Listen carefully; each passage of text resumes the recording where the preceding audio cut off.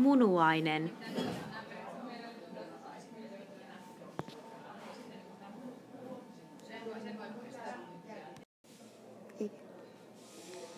Tässä on yksi halkaistu munuainen.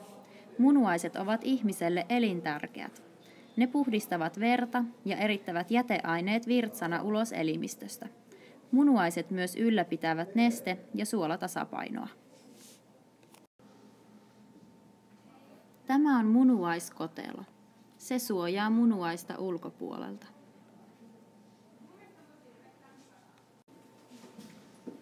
Tämä on munuaiskuori. Se on munuaisen ulompi osa. Tämä on munuaisydin.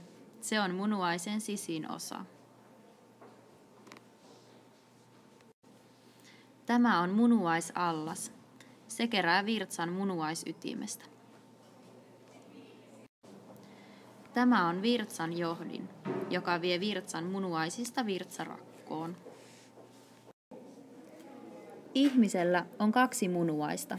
Ne löytyvät tästä.